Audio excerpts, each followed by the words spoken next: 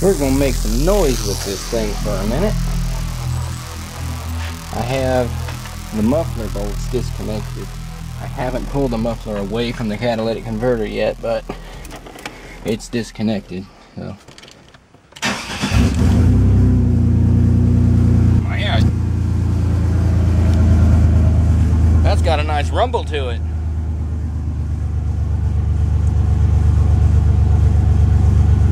See, I think my muffler is clogging things up and causing the engine to be way down on power. Because when this thing's running, going down the highway and such, I took this thing to work yesterday, and it just seems like it's not running quite as well as it should be. It's not easy to hold speed, you know, stuff like that. And I think this muffler's killing me. Like there's some bit of catalytic converter up in the muffler or something. Either that or the muffler itself is grenaded. Sounds good though, tell you what. See how it sounds when I rev it up a bit.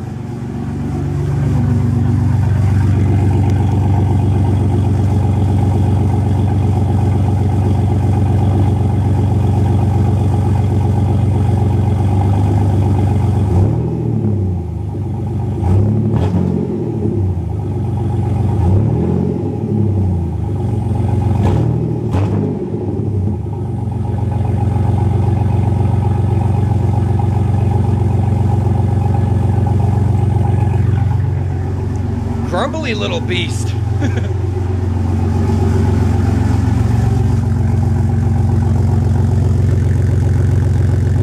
That's it. I'm gonna pull it away real quick, completely from the catalytic converter, as soon as I can find some gloves. I ain't gonna touch it hot. I'm not an idiot here. There we go.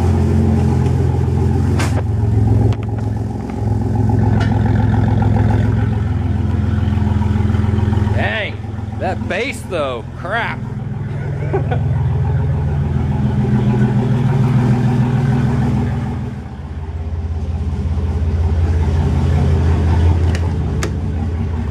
Almost seems like the throttle was even more responsive on those little burps. I'm still reaching for a column shift. I'm too used to there being one in a Blazer.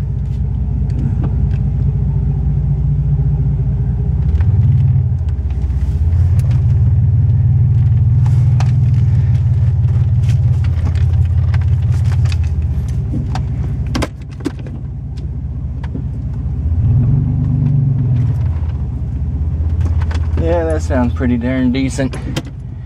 Bit too loud for my taste though, I gotta admit.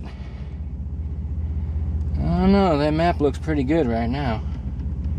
I'll take it for a drive once it... Oh, it's already past the closed loop temperature. Cool. But I don't think we're quite up to the lockup temperature. I think that one's got a different temperature. I'll give it another couple minutes and I'll take off. Well, I guess if I take off it'll go a lot quicker. Alright, I'm gonna do that.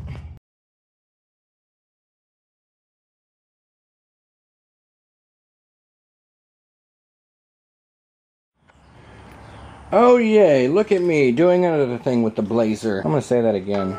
You too, phone. Oh, look at me doing another thing with the Blazer. Fuel pump time. Old style fuel pump. And the new one over here. Apparently, there are quite a few differences between the two models, including a different connector. Yeah, there's square connector, and this one's a rectangle. Although it looks like the pressure sensor is still the same old rectangle 3-pin connector. This thing is mounted like that, whereas this one is mounted kind of sideways from that. It's a negative 90-degree angle, or 270 degree, however you want to look at it. Also, on this one, there's 1, 2, 3 springs on guide rods, whereas on this one, the springs are internal to the unit and there are only 2 guide rods. Apparently, this is to reduce the possibility of this tube here rubbing on one of the guide rods. Now, this one did not seem to have that problem. It looks like this is most likely the original fuel pump for this truck. 156,000 miles on it. Yeah, it's time to go. Or 152, something like that. Anyway, there's still fuel in the tank. It's not the easiest thing in the world to get out from underneath here, but it wasn't too bad. Getting it back up is going to be the fun part. Oh, and this little guy here, the fuel tank strainer, also is not required on this one because it is internal to the unit. So, that's one less thing I have to worry about. So, I gotta cut the freaking connector off of this thing and rewire on the new connector that actually comes with it. Let's get this over here. Keep the float out of the dirt at the very least. Yeah, it comes with its separate wiring harness. From the sounds of it, the wiring colors are the same for the new one as what comes off of here, but right now you can't really see what the heck color these wires are supposed to be because they're all coated in dirt so bad. So I'm probably just gonna cut it back a little bit and wire it up into the loom a little bit so I can have a little bit of slack up in here. It'd be nice to have. This thing here didn't want to even come loose, so that's gonna be fun getting that to go back up in its hole up there. Oh, I've got the fuel door closed so you can't see through it, but yeah, it goes up there. That thing got in my way.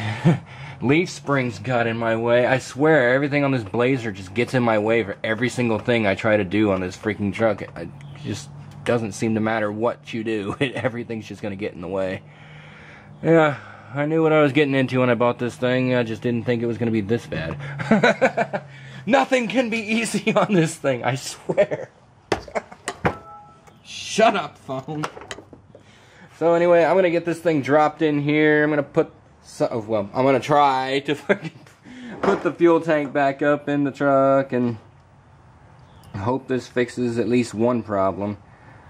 Have a little bit of trouble getting up hills with this thing and kind of sputters a tiny bit. Like, not terrible, but I notice when I fill the tank, it just seems to run better. Like with a full tank, it just runs better with... I'm repeating myself over and over. It runs better with the tank full than it does like halfway or even 3/4 of the way. It runs worse with the tank even just 3/4 of the way empty.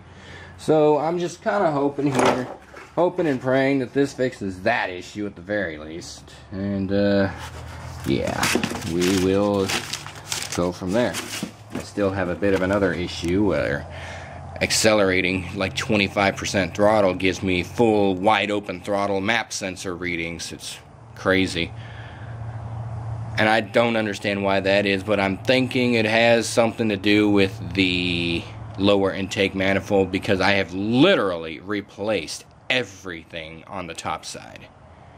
The upper intake manifold, plenum, all of the gaskets, the throttle body, the throttle blade, the idle air control valve, the vacuum inlets for the brake booster, and the HVAC controls and all that fun stuff. Oh, and the PCV valve and tube going to the intake cap. And there's a new gasket on the intake cap. So yeah, I've replaced literally everything on the top end of this engine, so there's only one thing left it can possibly be, and that's the lower intake manifold.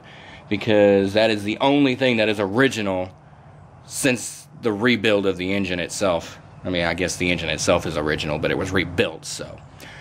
Assuming the shop that I left the engine at did a decent job, then yeah, the lower intake manifold is definitely the the biggest suspect here right now, let me put it that way.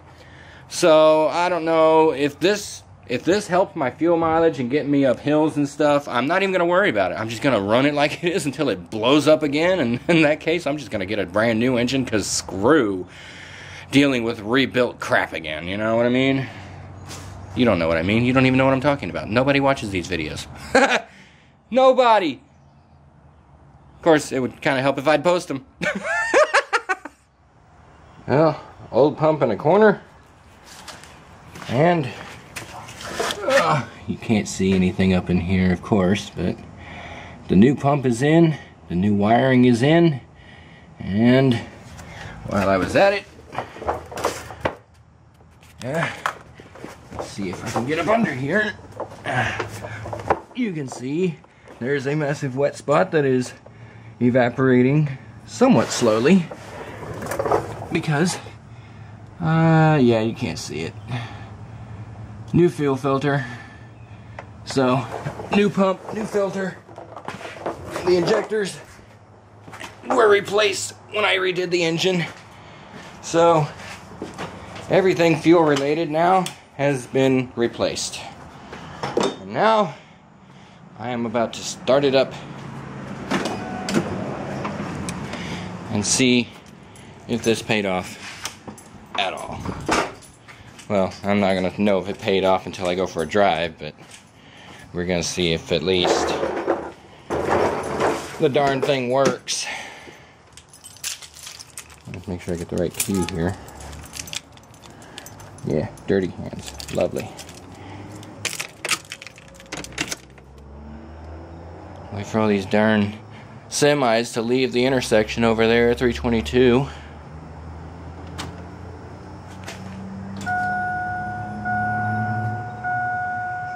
I don't hear it. That's a scary thought. I don't hear my fuel pump. I don't know where would be the best place to put the camera to be able to hear it. Probably on top of the fuel tank. What? Go away and leave me alone. We'll put you over here. I gotta prime the lines a couple times because all the fuel's out of the friggin' fuel lines right now. Yeah, battery's too dead to function, so it doesn't matter. Alright, new battery in. Here goes. Woo! It runs! Well, that's a plus. 153,457 on the odometer. So yeah, I was a little off. Don't worry about that, because I'm working on the tune right now and the MAF is turned off. Mass airflow sensor turned off. Alright.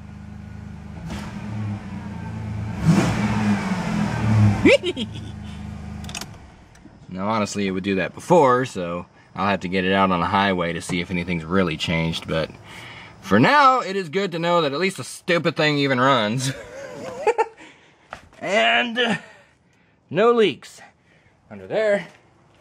Well, I guess I won't see any leaks under here to begin with. I guess I'll find out if I run out of fuel before the gauge says I should. Well, the gauge seemed to be working too, so that's a good indicator too. Anyway, that's it for now. My dirty truck. I need to go put it out in the driveway and wash it up again. Sitting out in that freaking CMS parking lot with all the dust and the wind floating around everywhere. Making a mess out of my truck. Well, both trucks. Yeah. Alrighty then. Oh, my radio's still on. I got all this stuff disconnected in here right now because I'm putting switches in.